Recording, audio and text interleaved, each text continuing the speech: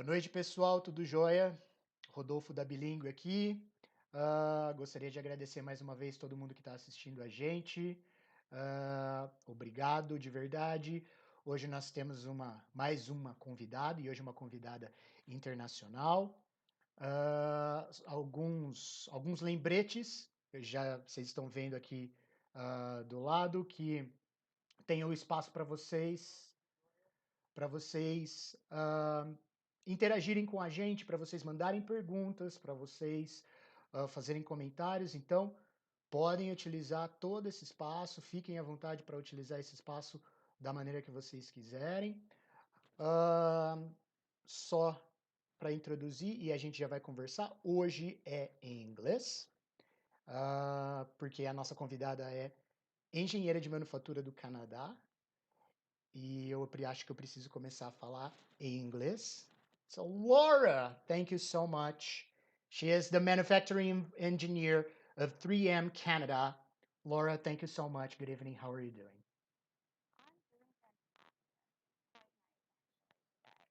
Thank you. Thank you so much for accepting this invitation. I'm glad that we're making this happening because it's been a long time that we talked. Yes. Yes, it's gonna be super cool. Oh, just a second, because I think your sound is not. Okay, now your sound is okay. So once again, thank you so much, Laura. Thank you for accepting this invitation, because now people can actually hear you, because there was some sort of control situations here. We're going to talk about innovation. Laura is going to bring in all her expertise, all her background, everything that she knows, and her perspectives on this matter. And I think the very first question I have to ask you, I feel obliged to ask you, what's innovation? So innovation to me is more of a process, and it's the process of creating efficiencies with the resources that you have. And in particular, for me, it's a doing action. It's not just thinking. It's doing, and it's with limited resources if you only have limited resources, you know. So to me, it's exactly that. All right. And I think you mentioned something really interesting. I mean, doing things with whatever resources you have at hand. And how can a person that can actually overcome this barrier, this obstacle? Because some people may think, okay, but I don't have enough resources. I cannot innovate, or I cannot come up with a creative solution, et cetera, et cetera. So how can a person overcome this obstacle if a person has the feeling that he or she doesn't have resources enough? Right. So not all of us have a massive piggy bank, or not all of us, you know, have internet right at their fingertips, right? So thankfully, people who are chiming into this call have some internet and can connect this way. But basically, what I think you have to start off with is being okay with being uncomfortable, having a challenge, and not only having a challenge and being uncomfortable, there's confusion that comes with it, but you don't want to, from my belief, is that you don't want to get too far down into a negative hole in the sense that now you're being negative about a situation, and now you're actually hindering yourself in a way. And then it can go almost the opposite way when you have a challenge, or when you have an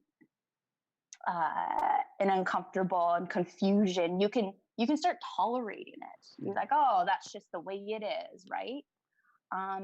So there's this fine balance between being too negative and then just tolerating concerns or problems, which then I would bring them into opportunities. So from there, once you get your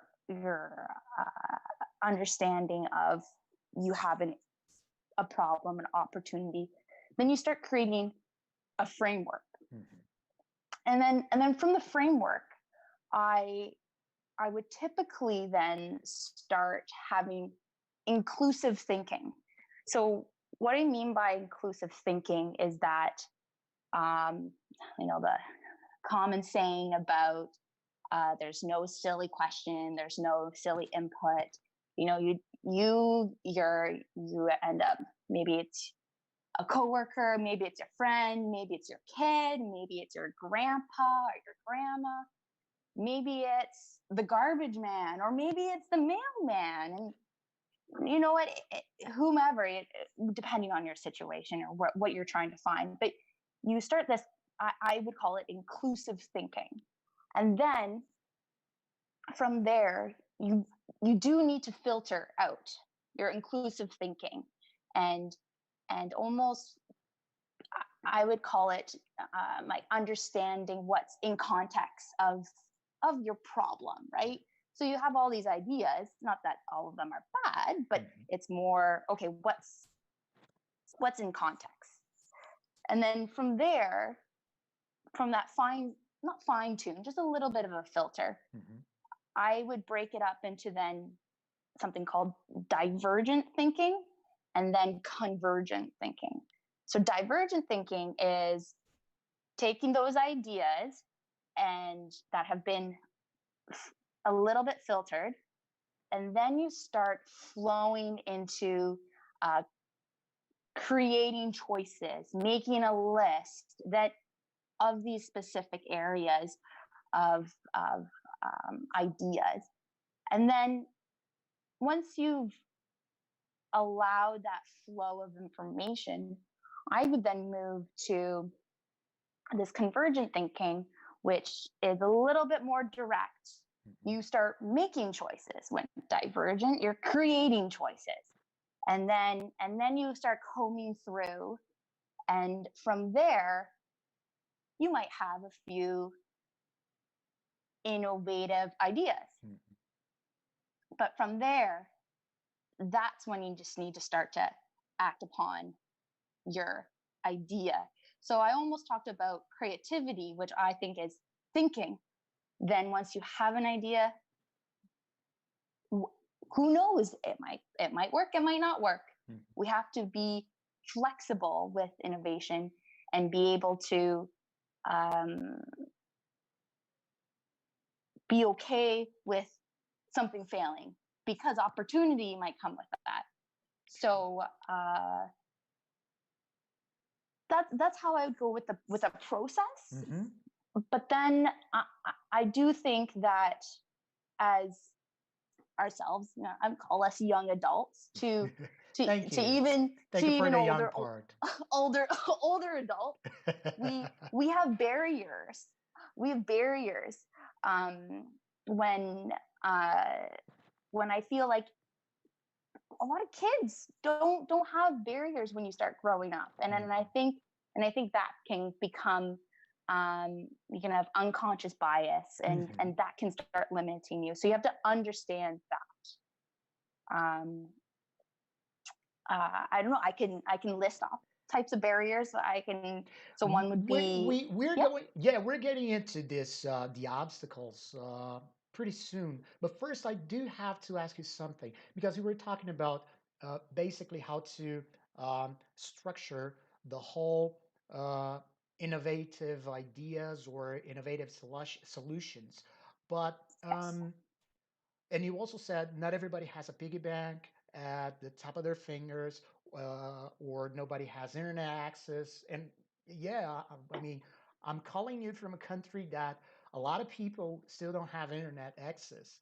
So, but where to find? I mean, I believe you also have a team, but if you need a person to bring in innovative ideas, bring in innovative solutions, where are you going to find these people? Where are you going to find people who have similar structures, uh, as you just said? Where are you going to find these guys?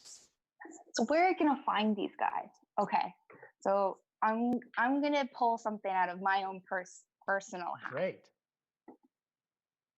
It's people that you are probably bumping into every day, but are unintentionally ignoring them. So so maybe it's neighbors that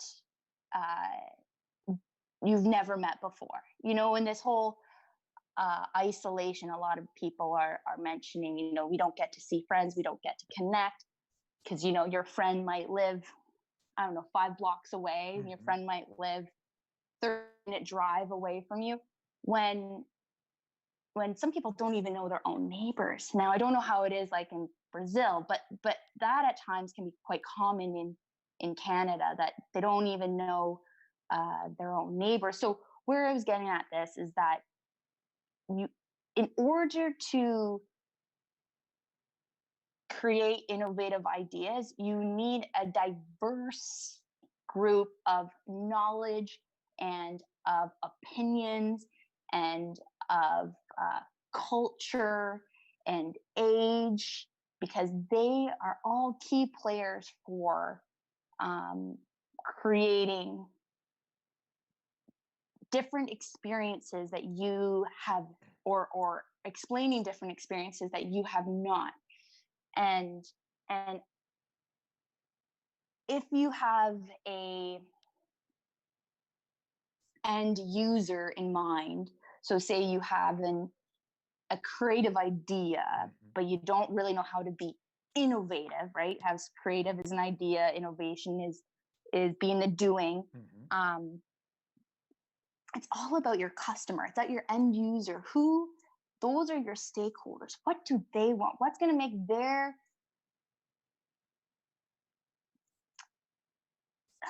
problem be not a problem, Hmm. or how can you make their life more efficient? So I'll tell you right now, I don't have a fancy black book that I look up people from 3M and say, call them up. I You have to know, people that are listening, is that I'm I'm manufacturing engineer on the ground, working in production floor, getting my hands dirty, not knowing all the answers. But you know what? I'm looking for the answers when talking to my customer. My customer, I would like to say, is you using your tape, but my customer at work is actually the production people that are making the tape. What makes their life difficult? Oh, you know what? Let me do this. Or maybe I'm going off on a tangent here, but I think it's people that are right underneath your nose. Yeah, I You, mean, yeah, because you mentioned, I do feel that sometimes we kind of like neglect those guys who we work with every day. So we see these people every day, we talk to these people every day, and sometimes we neglect and we forget that they also have some, they have life outside their company. So why not right? talking to them, right? So this is the whole thing. Yeah, Let's talk to these guys because um, I mean, they are the everyday end user that you guys have. So you can also talk to them. You don't necessarily have to go on the streets, go to the field, and interview a lot of, I don't know, thousands, millions of people in order to get some sort of answer. So sometimes it's like your next door neighbor or some people you work with. So that's the whole idea, right? right. And I think the idea is that it needs to be diverse. Mm-hmm. Diverse people of unlike minds. You need different opinions, different Nice. age, different ethnicity, um, Gender. different gender. Exactly. Yes, and I also believe I don't know. Probably you also face the same situation that we do in Brazil.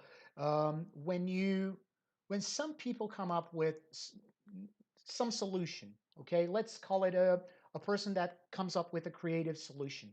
Um, there's always this group of guys. There's always this group of people who say, "But I don't think this is going to work." These people are constantly skeptical Mm. about the whole creative solutions. So, what to do in situations like this when you have a group of people that say, "Oh, I don't think this is going to work." Yeah, yeah, that happens. I always like to just, brush it off and just keep going. But sometimes it can be motivating Mm-hmm. to prove them wrong, right? But maybe you can approach that in a way that is more positive. So you get this negative feedback. Then what I try to do is I try to figure out, but why are they thinking that way? What There must be an underlying reason. Did they wake up in the wrong side of the bed that morning? But or are they crabby at someone else? But sometimes it just is, because sometimes people have just didn't have their breakfast. But Sure. but Yeah. but then in reality, you take their advice with a grain of salt, and you know what, if it's not going to put you in the hole and destroy your life, let's not do that. Mm-hmm. But let's try it. And you know what, if there is failure, then you yourself has learned, and and um and maybe something better comes out of it. So again, back to first trying to realize where they're coming from, Mm-hmm. and not getting bent out of shape because they didn't like my idea. you know maybe when you're in a bigger group, it can be hard to then get that one-on-one. But really, if there's three people that don't like your idea or your solution, I would say personally, really break that down with them. Try to break that barrier, that social barrier Mm-hmm. there, while being socially distant. Yeah. Yeah. Um, Yeah. Please, let's keep distant. but at least if you break that down with them, then they can see where you're coming from, because maybe they just interpreted you Mm-hmm. wrong. A lot of things can be misinterpreted, especially if it's through an email or a presentation or a text, or um, um, even through presenting. Maybe you said one word which means something to someone else. So Mm-hmm. yeah, All yeah, right. that's how I would approach it. Let me just say something, guys. If you're watching us, those who are watching us here, and if you want to say something, if I'm going to say it in Portuguese. Se vocês quiserem perguntar, interagir com a Laura, e não tiver muito seguro em escrever em inglês, pode escrever em português e eu faço a pergunta para a Laura, ok, guys? Então, pode escrever aqui no chat em português, pode comentar e eu vou passando para a Laura, eu vou traduzindo para o inglês para ela, ok? Não precisa se expor a esse ponto. Pode ser em português, eu passo para o inglês para ela. Because I do feel that sometimes maybe some people are not very confident with their English. They're going to be a little bit embarrassed. They don't want to expose them that much. So I tell them if they want to write, they can write in Portuguese and I'll translate it to English to you. If they want to comment, Okay. if they want to ask you something. That's And uh, you said sometimes we do have some the fear of failure. Some people have this fear. Do you think this is something that happens with innovation? I mean, if you're going to innovate, or if you're going to come up with some maybe not necessarily a disruptive idea, but if you come up with some idea, uh, this is inherent. I mean, if you're going to innovate, if you're going to come up with some idea, the risk is there. Yes, the risk is there. Sorry, can you repeat what exactly Yeah, I mean, you're yeah, wondering? because some people have this fear of failure. They're like, oh, I don't think this is going to work, because they're afraid that this is going to fail and this is going to ruin the whole project and the whole thing. This is not something. This is not something that we cannot separate, like being innovative and failure. If you're going to innovate, or if you're going to come up with some idea, the risk is there, right?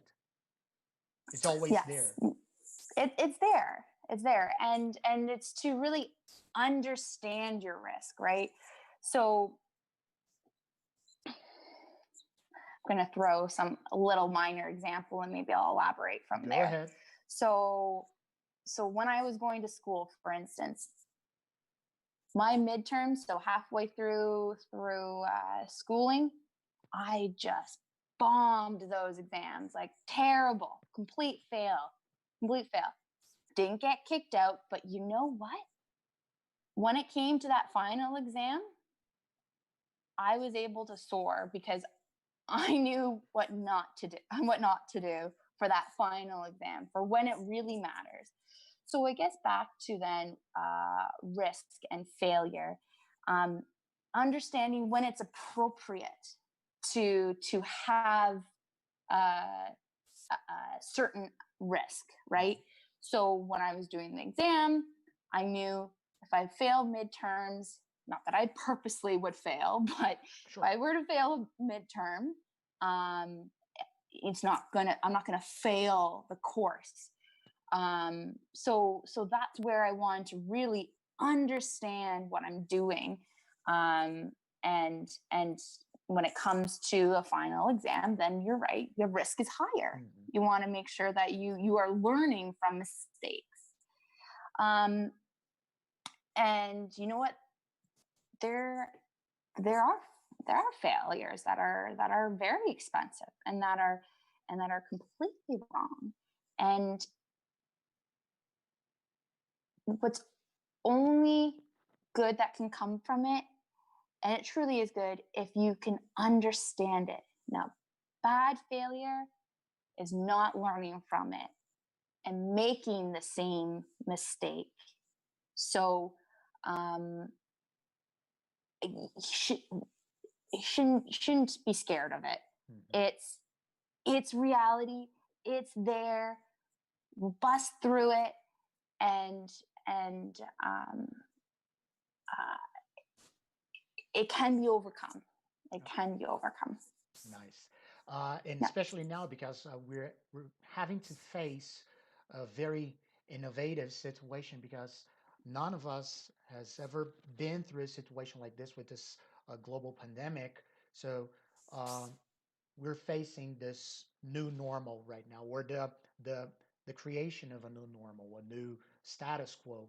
Um, do you also think that this pandemic, this situation that we're living in, um, this can be considered an accelerator of innovation? This whole situation is going to accelerate innovations. Well, what's really interesting with that is, of course, yes, but kind of bring back to the point that I said at the beginning was innovation is a process of making efficiencies with the resources Mhm. that you have. So, being in the situation that we are in, our resources are getting maybe a bit narrowed in some manner because you're only allowed to be in the four walls of your house. You can't go to the gym to work out. You can't go see your buddy that's 3 blocks away. Mhm. Um, but you know what? Your neighbor that's 2 meters away from you, you can meet them, and then Mhm. that's where maybe different type of ideas can happen and solutions. And so, uh, yes, I would say this is a time where we are being um, streamlined into a frame that we think we are limited with our resources. Mhm. But you know what? There might be so many resources in this defined area that we just didn't know about. Almost like that. I would say we feel like we're being constrained with our resources, but now we truly can understand the resources that we have within our own four walls, or within our neighborhood, or within your immediate family, and really understanding the resources that you have there. And can you give us an example, something that's happened to you, something personal, like, oh, uh, I couldn't see things from that perspective before, and now with this pandemic, with this social distancing, uh, I I wouldn't say that you developed a new perspective, but you can see things from a different angle Mm, right now. related to your job, of course. Oh, yeah, for sure. Sometimes I think a lot about day to day because sometimes, coming home after work, you think about something else, right? But if I were to go to back to work mode, um, uh, yes. So we are getting quite constrained at work in the sense that our budgets are getting smaller. I know we still have a budget, so I can't talk to that. We still have some money, Yeah. but but we want we're what's I think the opportunity here is that I get to work now with the equipment that we have and try to optimize and make it more efficient with the people that I have within the four walls of our plant. I'm not going to go out and get a fancy programmer and Mhm. go and get a special equipment. And you know what? That equipment way over in that corner in the warehouse that we've had sit dormant forever. Well, let's try that. We have it already. Like that's already some savings there. So, especially with work, I think there's many things. There's actually more projects that are coming that I can list that are just things that are um, can be done within their four walls. So Mhm. all the better that is actually saving resources, saving energy, be it contractors driving to us or being able to reuse more of our own equipment and be able to use the people that we do have, and maybe we find a special trait in a production operator that we never knew of, Mhm. right?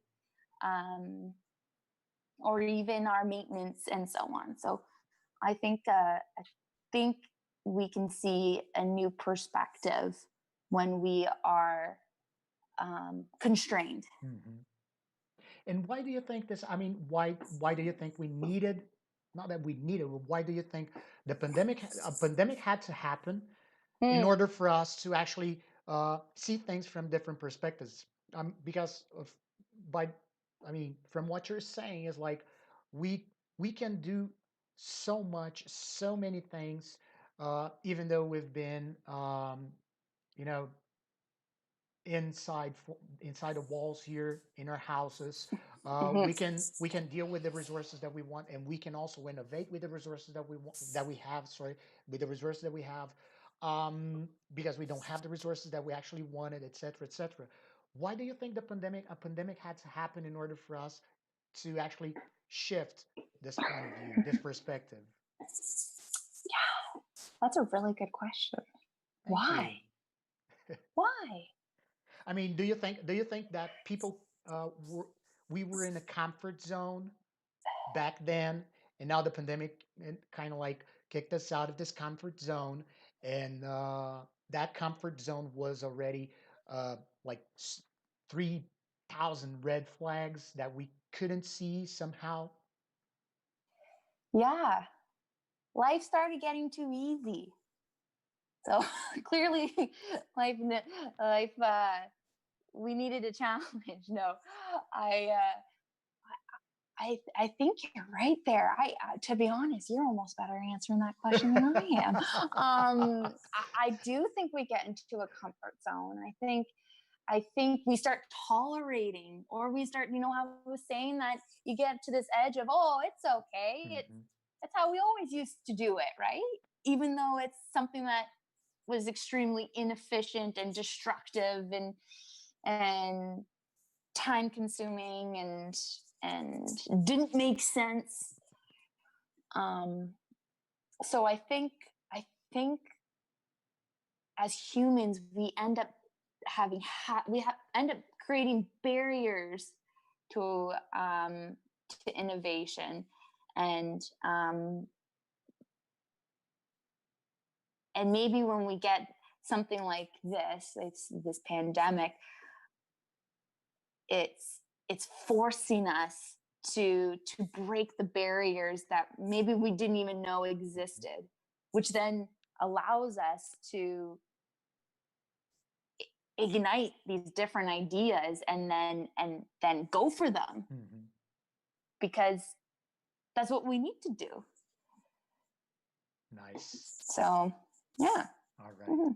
And of course, we all know that this is a moment that we cannot predict what's going to happen maybe next week. Um, especially here in Brazil, because we haven't reached the peak of the pandemic here in Brazil yet. So we basically have no idea actually what's going to happen next week, if we're going to be able to go on the streets, if we're not going to be allowed to go on the streets.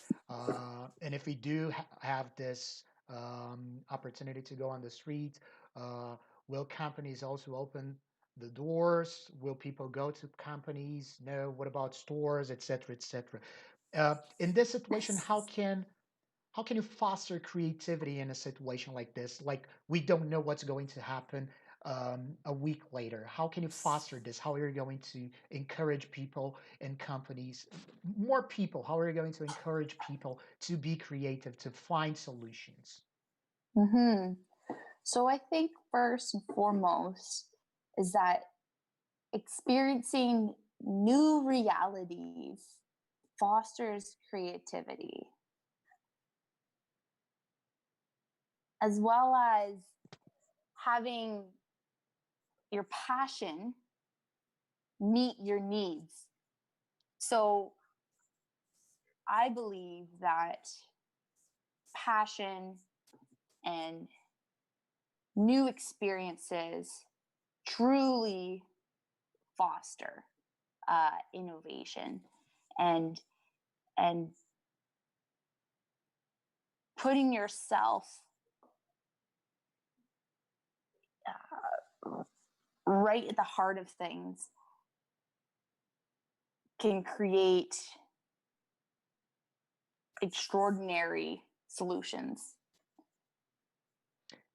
How are people going to have this experience? I mean, for example, your team, what have you been saying to your team, or what did you say to your team when when you were in the middle of the pandemic? And because right now I think you've reached the peak, and now you're being allowed to go on the streets, right? I don't know, how's the situation there? Yeah, so we're allowed to go grocery shopping like always.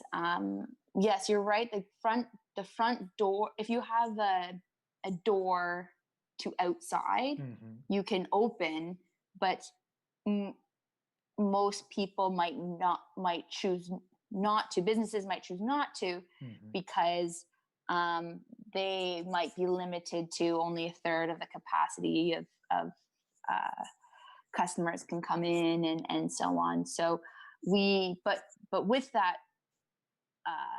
slowly opening, there could be a risk of a second wave, right? So I think we're trying to mitigate that. Okay. So Are people where we're at. Are people allowed to go to their jobs?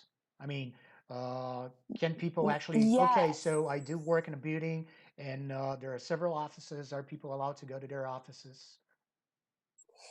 Yeah, so I think so for sure all essential jobs. And then there was a big defined list of what essential jobs are. And it is quite diverse, from facilities like production facilities.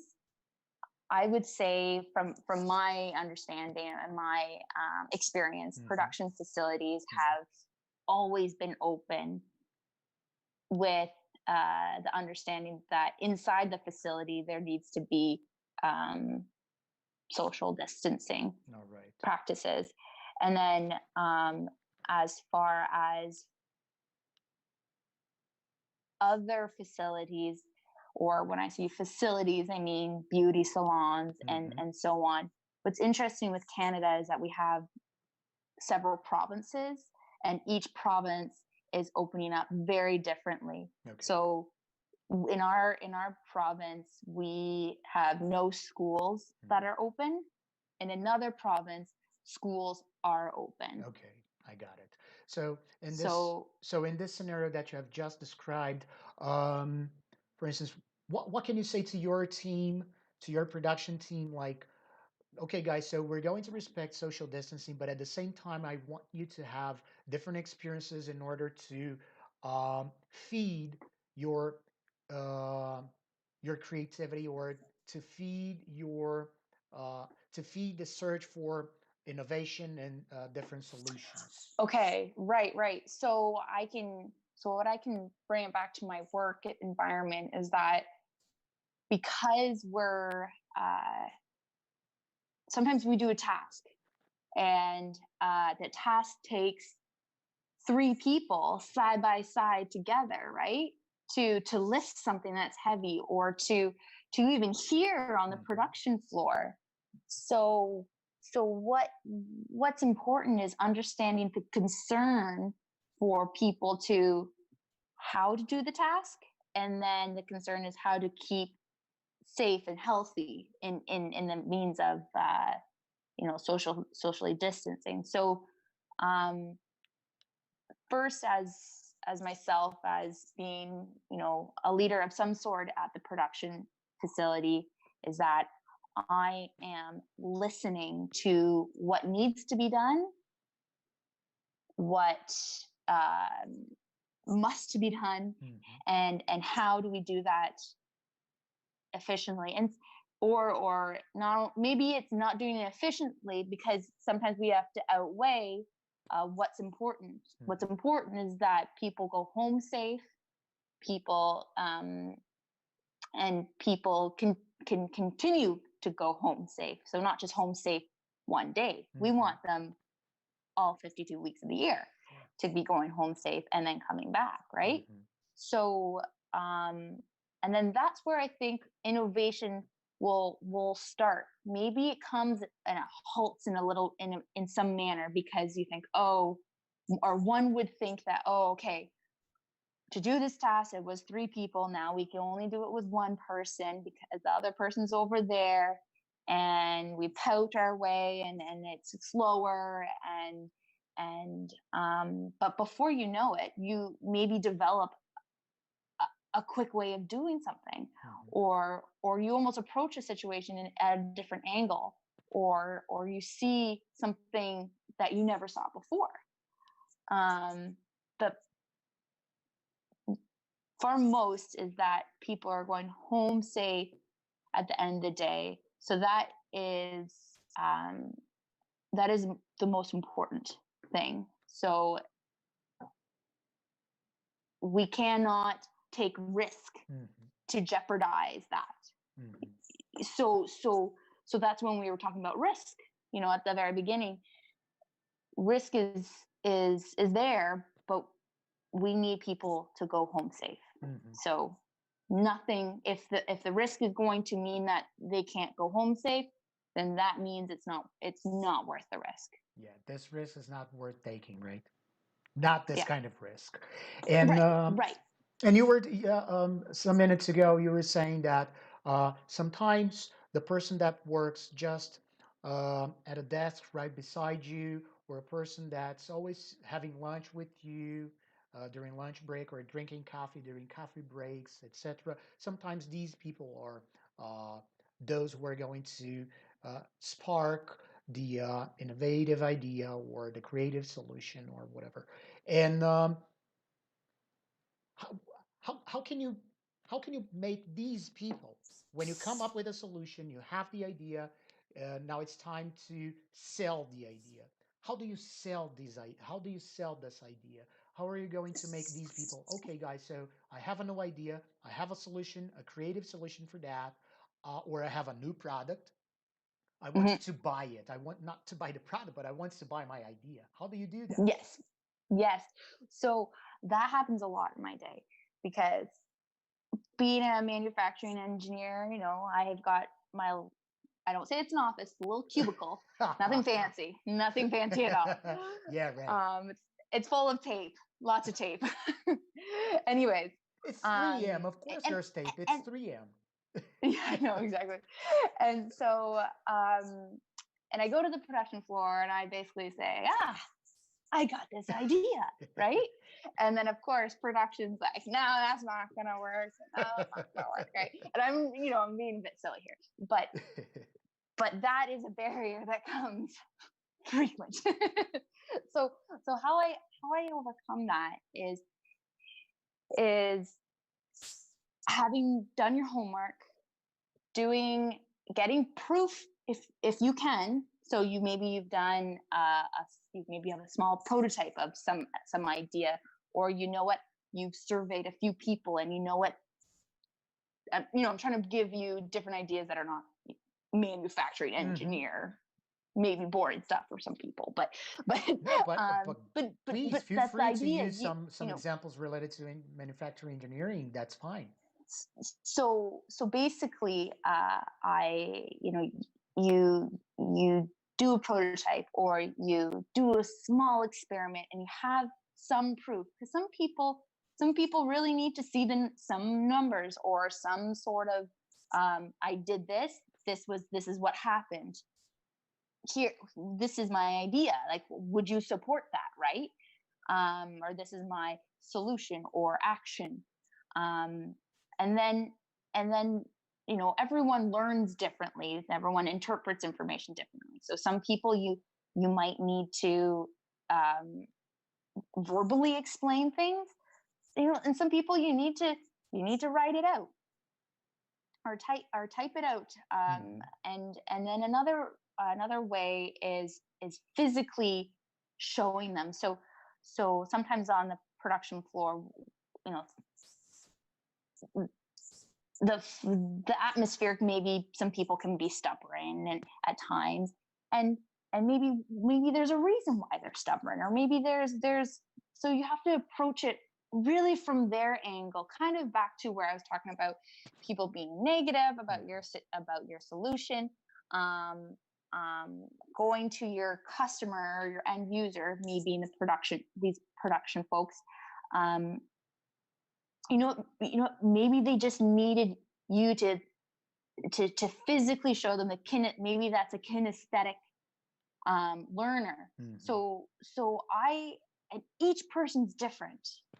So that's also crucial. And you're trying to, train 30 people to do the same thing, but 30 people are going to interpret it differently. So if you really want buy-in, you need to put your passion into it. And if you don't have passion behind it, and if you don't physically go into it and help them understand your idea, then no wonder it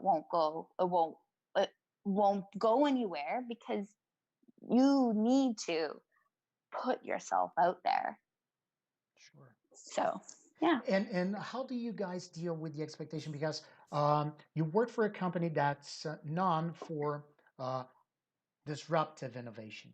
You're like, sometimes your company comes up with some products that are like, whoa, I had no idea that I needed that kind of product, but now that this product is in the market, I want that product, I need that product. So how do you deal with this kind of expectation, not only from the end user, but also from people who work on your team, from people who are on your team? Because there must be some sort of expectation, like, oh, we have to generate disruptive products that are completely innovative. So how do you deal with it? Right. How do you deal with that? How do you deal with the pressure, basically? You got to think there's no pressure, but there's always pressure. Yeah. Wow. How do I deal with the pressure? You know what? That's where I think focus, determination, confidence in yourself, and working through that, and then understanding how you yourself is actually feeling. So always being mindful of how you are as a person. I know we're maybe going on a tangent here, but I think when they're, as you said, we're expected to come up with these fancy ideas. They're expected to just know the answer. or or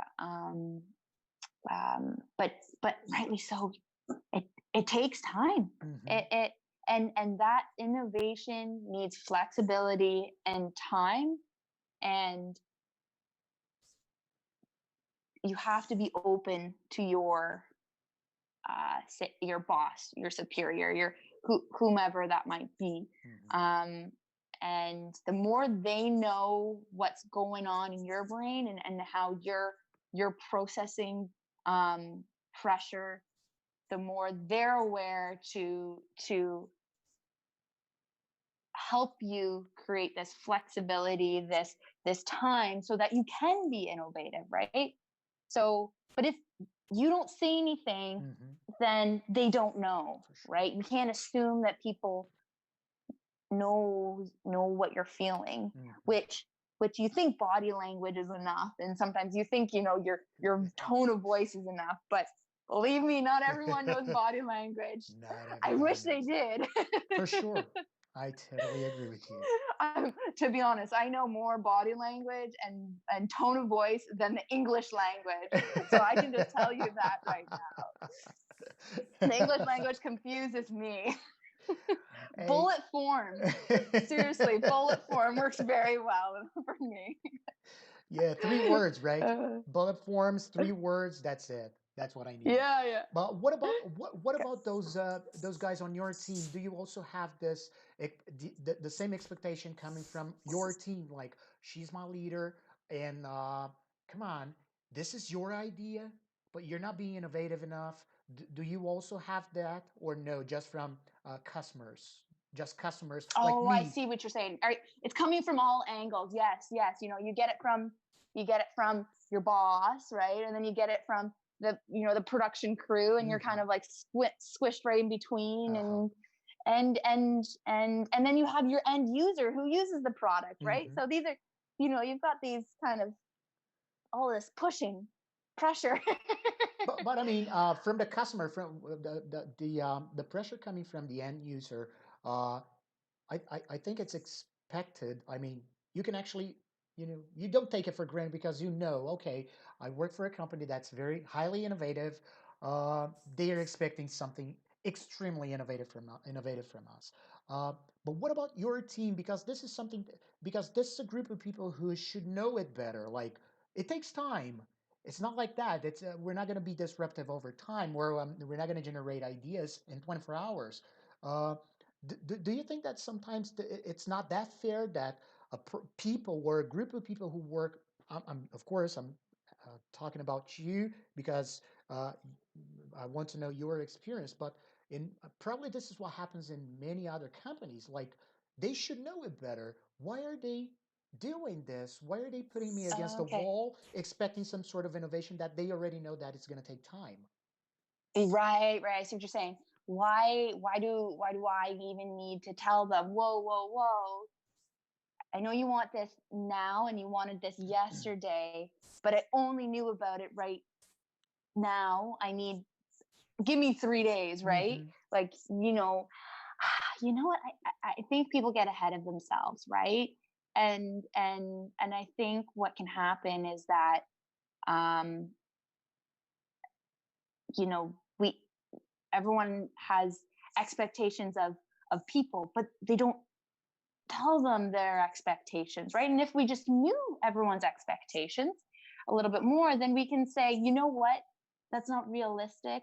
Here, let me give you a realistic date, time, um, and and and I think they should be able to come around. And if they don't, then I don't know. The boss has to go. No. If they don't, well, meetings, right? Yeah. Well, you just have these mute, and you go above the boss. but but um basically, I'm just trying to get at is that communication, All right. crucial, Hmm. crucial. Even even with people above you and people below you, communication is your friend. Hmm. And and you know what, if you're giving out too much communication, they'll let you know, and they'll say, Laura, we don't need to know this, and then you're like, okay, Hmm. that's good. I'd rather you say, oh, this is too much information, um than say, oh my goodness, you did this change, Laura, we didn't know, and then they start being upset, and then no wonder this went wrong because we didn't even know it changed. and Hmm. and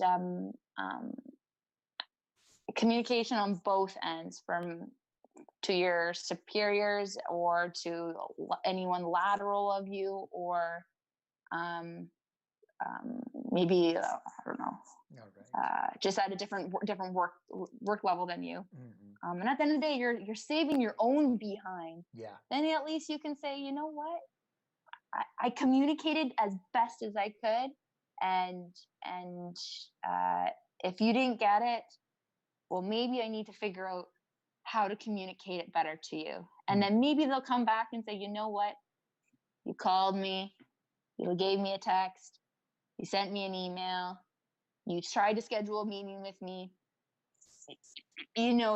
Things should think.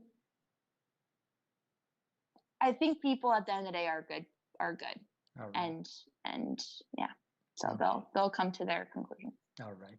Laura, what about yourself? I mean, we understood that you're not necessarily uh, behind bars because you're allowed to go to your office, you're allowed to go to your cubicle because we all know that it's like 500 meters, square meters, and that you have a huge, gigantic, like super long desk, like those from Bruce. You know those the ones that Bruce Wayne has in the Wayne Manor. Oh my goodness. Like, No, no. I need to hey, take a pass me the picture of my salt. cubicle for you. It's nothing fancy. But we understood that you've been allowed to go to your office. Yeah. You don't necessarily have to stay home and work from your house. But we do know that you have to deal with people who have been doing that.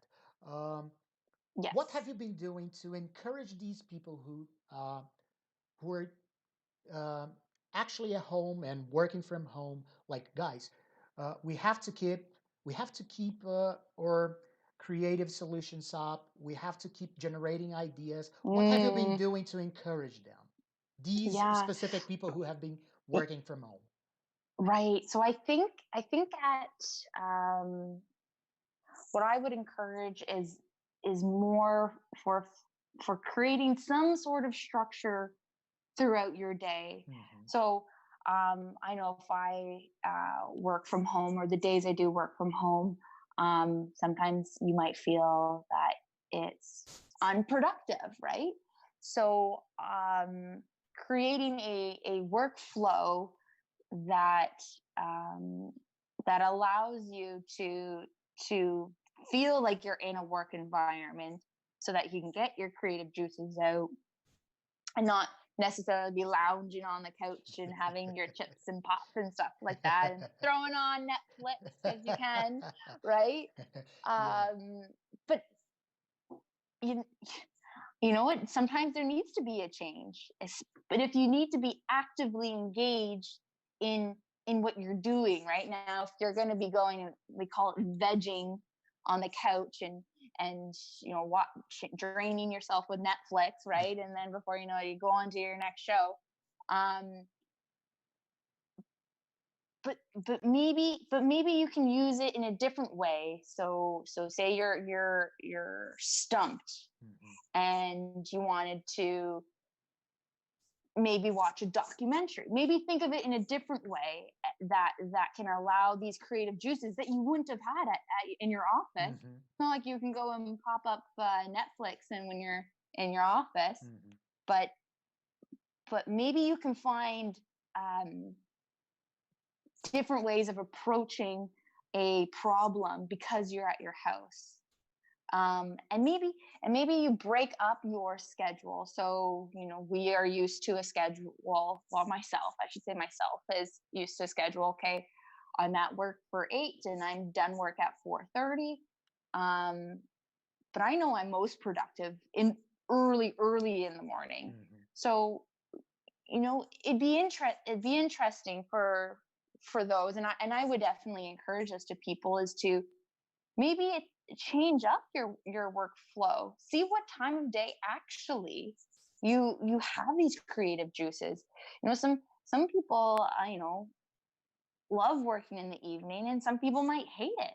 But Hmm. hey, if you actually find that you can get these creative juices going at you know 9 p.m., great. Hmm. And that's something you don't have at work, right? You don't have that flexibility. And I think ideas like this is what encourages people to be innovative, because now you're in a space that has no judgment. There's no eyes watching you. You have more room to explore, because now you're in the comfort of your own home.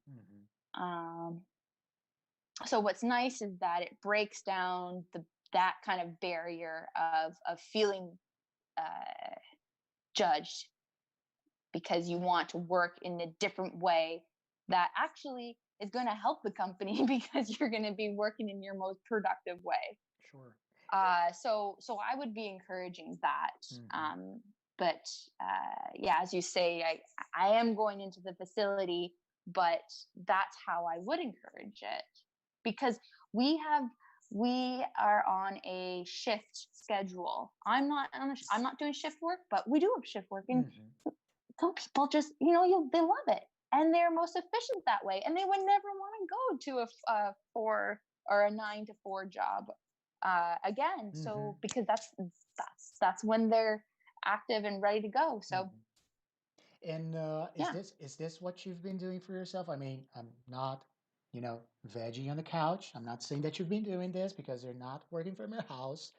Even though sometimes we do feel like the surge, oh, I need to stay home and, just turn on the TV and watch whatever is on TV or on Netflix or whatever, or Amazon Prime, Disney Plus or whatever. But what have you been doing for yourself? Like, because we do understand that you also have you have to face some situations that you haven't before because of this pandemic, and you you what have you been doing Mm. um, to feed this inner innovative that you have in yourself? So if I can get the question right, so basically you're wondering, because of the pandemic, it's been putting me into situations that, well, and what have I been doing To to keep busy at home, not necessarily to keep busy, basically. but to keep this like, oh, I do have to keep my brain working. I have to keep Right. having Okay. my ideas. What have you been doing to keep Yes. this Yes. idea generator up and running? Yes. So basically, need to still stay healthy, and I'm no health expert, but I know when I eat terrible, I get terrible ideas. If I physically am not active in any way, I'm not motivated to go and be active in my mind. And I know if I don't have a good sleep, I'm not going to be productive the next day. And in order to do that, you need to stay healthy. And um, I I'm a strong believer in that, and I think that is what can help motivate and people to be innovative by staying on track when Hmm. you used to have a schedule where you only could eat at this time because that's when your break was, or you could only go to bed at a certain time, or so on. But now it's everything's a little bit more jammed and mixed, which we can be creative, and maybe juices can flow there. but Hmm. but if they're not, really realize that, and then try to get back onto getting these creative juices by returning to some sort of schedule before. It takes discipline. Believe me, it's not easy. It took me probably 2 weeks to say, Laura, you need to get back into a gym routine. You thinking like, oh yeah, they're gonna open again, right? No, no, no. They're closed for a very long time. And it was really cold in Canada actually when everything started closing up. So I was giving myself an excuse. Oh, I can't jog outside because it was still below 0 Celsius. So uh but now it's warm and I'm like, okay, Laura, you can wake up now. You can, the sun has rise. You can go for a run. You're like, oh damn, come on. Now I have to run. Yeah, I have no now other there is no excuses anymore. excuse. Yes. Before I could say, okay, it's dark, it's not safe, I shouldn't be running in the dark. And Laura, what about your company? I mean, you as a team leader, you've been trying to encourage your people who work with you or people who you talk to every single day. Oh, you can do this, you can do that. You can give them tips. What about and you have just given us some tips on what you've been doing to keep uh, your idea generator up and running. But what about your company? What has your company been doing to keep their collaborators, their workers, everybody Mm, who works inside there. yep. Like, okay, guys, so if you want to stay home or if you have some sort of um, different situation because of this whole pandemic stuff, you can do this, you can do that, keep your do this in order to keep generating your ideas, or do that in order to keep uh, coming up and contributing somehow. What has your company been doing to that?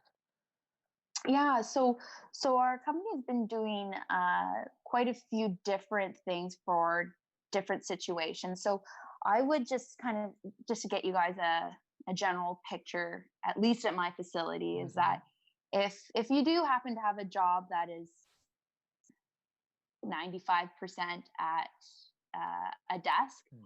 then you are asked to work from home, because that is, again, back to the safety circumstances, that we want people to return to work. So we want you to be healthy. So they are working from home.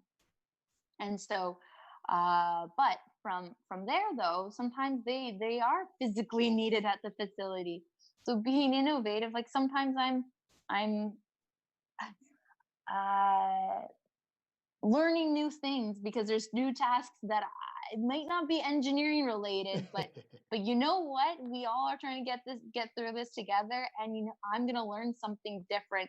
And hey, next time I know, when I'm asking supply chain something, um why uh, something can or cannot be done, and I don't get all upset because my equipment is now out the door because supply chain. But no, Mm-hmm. no, because now I'll understand their role a little bit more. Sometimes tasks are now being a bit shared, Mm-hmm. because there's people that are asked to be working from home, and then, or not asked, more encouraged Mm-hmm. encouraged. So there's that. And then people on the production floor, well, because we're in this pandemic, not everyone might be needing tape. So Mm-hmm. potentially, um, um, we will need our production crew, instead of a production line making tape for a shift, they are um, finding efficiencies within the facility to still keep them working. So we are, what is awesome is that we are still keeping everyone that we can at the facility, from my knowledge. Mm-hmm. And what we're being innovative of what they can do with the time that they have on their shift, that might not be producing tape. You know what, we've always wanted, we've been needing to do this, and we've, like, basically catching up on a lot of things that we've always wanted to do and always needed to do, but we just didn't have the time. And so what's great is that this is giving us the opportunity to do things that we've always wanted to do, but have always been pushed to the side. So and what also they've been doing at our facility is, because we might not be producing as much product, that gives us time to work on experiments. Because for me to get production time, it can be quite difficult when I want to do an experiment, because they need to be producing tape for you, Mm-hmm. not producing tape for Laura's experiment, right? Mhm. So even though it trickles down, then it eventually goes to your tape, but it sets to start an experiment. You have to start with an idea. You have to prove it. You have to qualify it. You have to Mhm. verify it. And now with some of this time, we can do that. We can get our hands dirty, right? So I would say that's how our facility the one that I work at is being creative with the situation that we're in and optimizing everyone's talents. All right. Okay. Laura, I don't have a final question, but actually, I would like you to finish my sentence because this is the same sentence that I used for and that I'm going to use for every guest speaker that we have in this series. If one doesn't innovate, how would you finish my sentence? Yeah. Wow. One does not innovate. If one doesn't innovate, If. if, and one by mean person, a group of Mm-hmm. people, a community, or a company. Mm-hmm. Mm-hmm. I think you can be jeopardizing opportunities and jeopardizing resources because at the end of the day, um, innovation is finding efficiencies with the resources that you have. All right. Nice. Very nice. I normally say that time flies when we have fun. And because we're having so much fun, time flew, you know? Oh, there we go. Yeah, time flew. So before I thank you, Laura, I have to thank everyone, and I'm going to speak Portuguese. So I'll be back to you. Just give me a moment. Sure. Pessoal, muito obrigado a todos que participaram hoje, que estão assistindo a gente. Se vocês não conseguiram assistir aqui a gente ao vivo agora, assistam a gravação. Vai ficar no nosso canal do YouTube. Espero mesmo que todos vocês tenham gostado do nosso bate-papo com a Laura hoje aqui. Só lembrando, amanhã nós não vamos ter um webinar, porque a nossa participante vai ser na quinta-feira. A nossa próxima guest speaker vai ser a Juliana Manzato. Ela é fundadora da We Love Content, uma empresa que produz conteúdo para mídias digitais, streaming, etc. Ela é a fundadora. Então, amanhã não teremos webinar, somente na quinta-feira, às 8 horas. Mas ainda dá para vocês se inscreverem. Se vocês conhecem alguém que gostaria de participar dos webinars, conversar com o pessoal sobre inovação, convide as pessoas, chama todo mundo para participar dos próximos webinars. A gente tem quinta-feira mais um e depois no sábado outro com o Shahed. Muito obrigado por todos que participaram. Valeu mesmo de verdade. Laura, back to you. Thank you so much. It was great. I mean, first of all, thanks for accepting. And thank you again because it's been a long time that we hadn't have this opportunity to actually talk. We've been messaging one another and texting, and but this is after 2 years, this is the first time, and thank you so much. I'm very glad that you accepted the invitation. Well, thank you so much for letting me join you and chat on the show. It's been great being a part of this opportunity, and I hope everyone can, stay innovative during these times. For sure. And something very important that you mentioned in the very beginning, diversity. Diversity leads to innovation. So Yes. keep that in mind, especially these days. This is really important. Diversity leads to innovation. In Portuguese, as diversidade gera inovação. So guys, keep this in mind. Laura, once again, yes, thank you so much. Don't be a stranger. Come to Brazil whenever you have a free time. It's so close. It's just next door, right? It's just around the corner. Just a stone throw away, right? Yeah, like we said, I think it was yesterday. You can teleport to Brazil. It's super easy right now. Easy. 3M will think of that, right? Well, is there tape involved? Yeah, well, exactly, of course. Somehow if there's a tape tape and a involved, filter. if there's tape involved, 3M is definitely going to bring that up. So, Laura, thank you so much, guys. Yes, Thank you so much, Laura. Have a great week. Uh, don't be a stranger. Call us perfect. and come to Brazil, guys. Thank you so much. Good night, everyone, and I'll see you on Thursday. Bye.